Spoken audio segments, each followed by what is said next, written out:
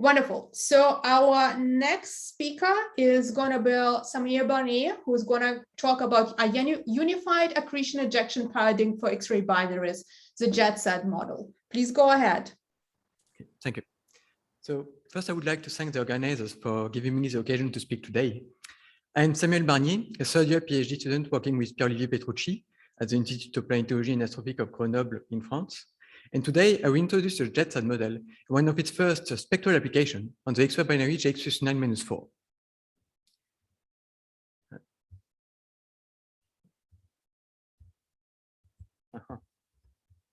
Okay, I've got one problem.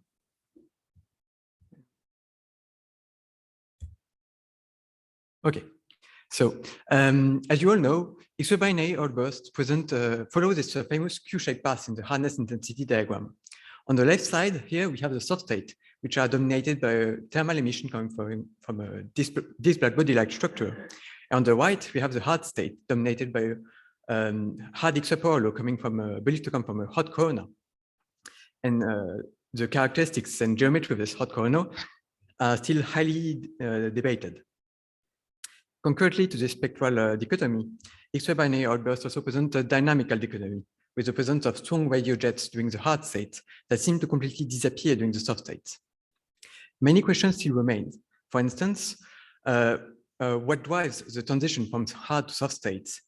What is the link between the hot corona and the jets? Or in fact, what is the exact nature of this hot corona? We can already try to grasp some information from the spectra. For instance, in a recent paper that Grégoire Marcel will be presenting later today, he focused on the bright luminous hard states at the top right of the hardness intensity diagram. By assuming a radially stratified flow, like an ADAF, a MAD, or JEDSAD model, and making a few assumptions from the Compton spectra that we observe, so a luminosity of 10% Eddington, a temperature of around 100 keV, and an optical depth of around 1, it was able to determine that the sonic Mach number, MS, which is defined as the ratio between the radial velocity and the sonic speed, must be superior to 1.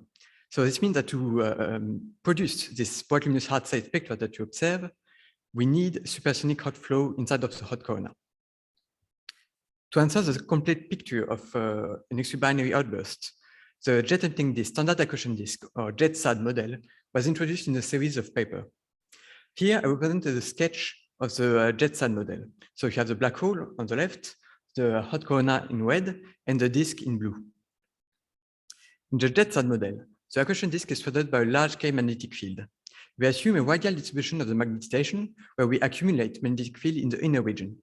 This results in an inner highly magnetized region and in an outer lowly magnetized region. Such radial stratification of the magnetization has since been observed in a few MAG simulations, like Sepi et al., Liska et al., or Jacquemini et al. In the outer region, where the magnetic field is weak, we have a standard accretion disk from the solution of Chakwan-Tuniev. In the inner region, where the magnetic field is strong, a jet is launched, and you get a jet emptying disk from the self-similar solution of Jonathan Ferreira.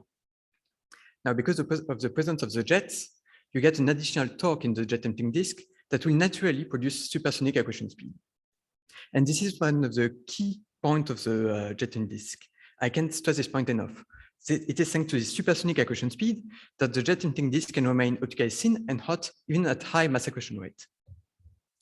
The main parameters of the model are the mass of the black hole, the radius of the ISCO, and the two parameters that will evolve through time, the mass accretion rate m dot, and the transition radius between the jet and the SAD, RJ. During his studies, Grégoire Marcel was able to develop a two-temperature plasma code solving the thermal equilibrium of any given JEDSAD configuration. So here on the left, you can see a typical example of the geometry of the JEDSAD model. And notice, just be careful about the different scaling of the axis here. The color here represents the temperature of the electron at each radius. And on the right, you can see the spectra emitted at each radius and the total resulting spectra in white.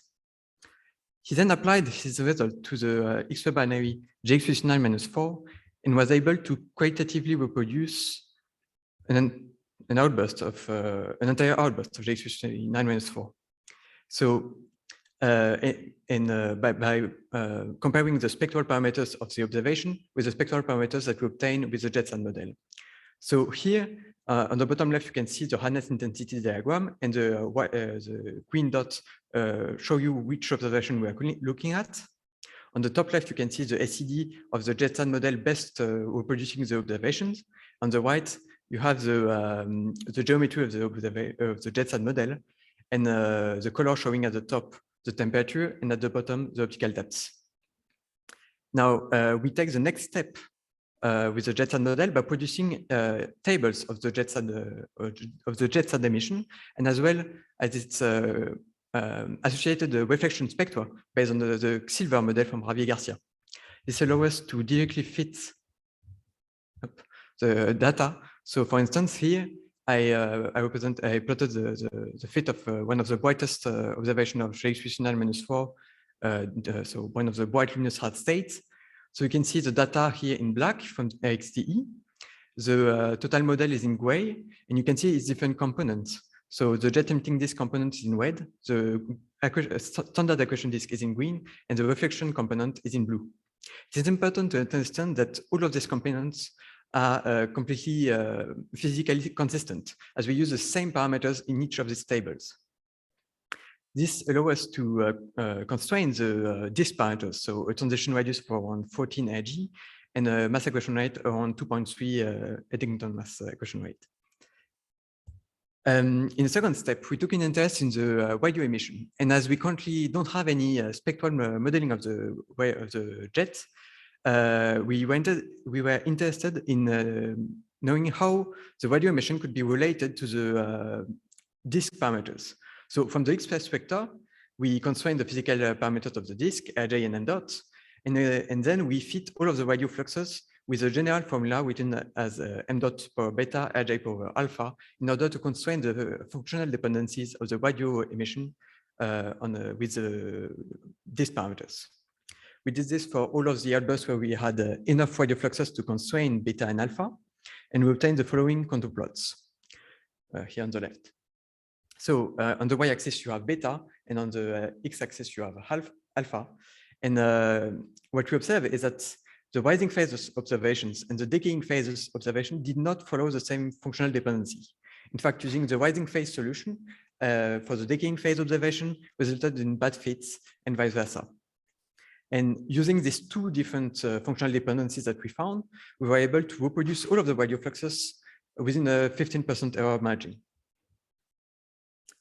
I won't have the time to present all of the possible interpretations, but let me just focus on one scenario that is motivated by the evolution of the magnetic field as we expect it in the JEDSAD paradigm.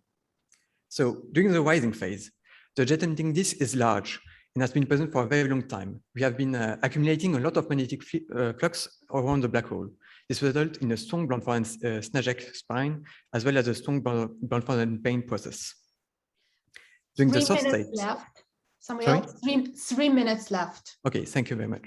So during the soft state, the standard accretion disk is reaching the ISCO, and the magnetic field around the black hole can no longer be sustained, and thus it will be diffused away in the disk. Then when we are going back to the hard state, and we are forming a jet emitting disk inside out. And the region, and at first, the region advecting magnetic flux on the black hole is quite small. In fact, you don't have a strong magnetic field on the black hole. So you have a weak Blanford-Snajek process and a strong Blanford-Payne process. Before my conclusions, I just wanted to mention two other applications that already exist in the literature. So last year, Grégoire Marcel confronted the JEDSAD model to the QPO frequency, and actually he noticed a proportionality link between the Keplerian frequency at the transition radius and the frequency of the QPOs.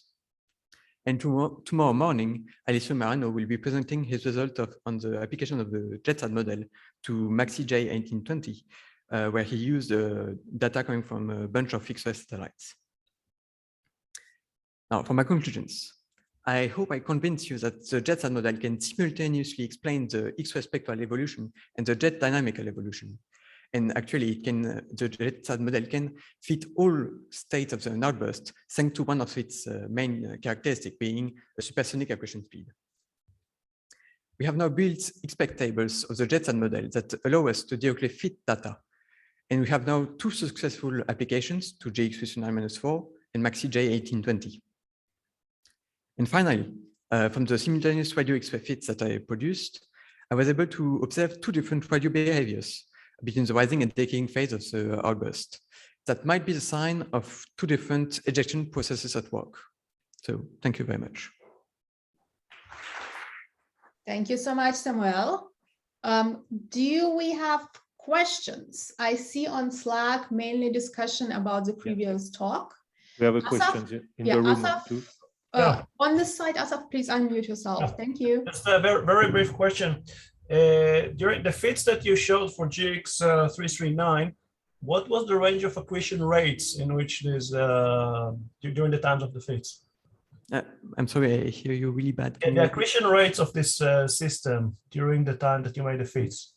So the accretion rate that I had on the fit that I showed was 2.3 mass ejection mass, but we don't take into account the X-ray efficiency,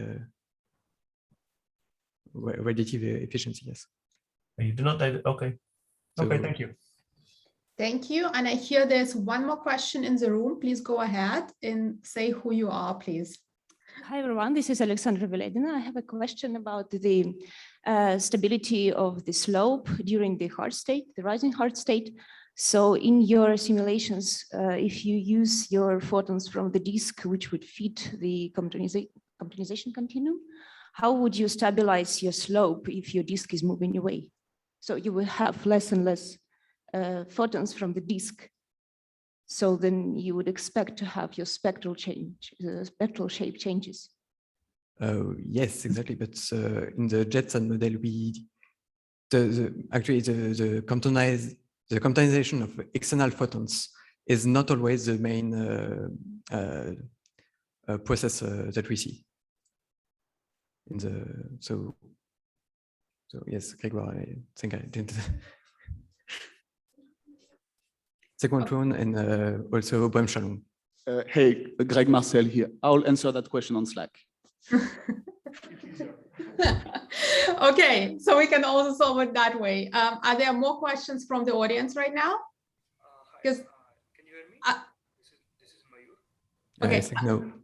Okay, otherwise I do have an additional naive observer's question. So looking at your slides where you talk about the two components, and it looks to me as if they are like really an abrupt transition between the JED and the SAD part of it, right? In reality, do you expect this to also be in reality such a really abrupt transition, or is in reality it's more like a smooth transition from one phase to a different phase?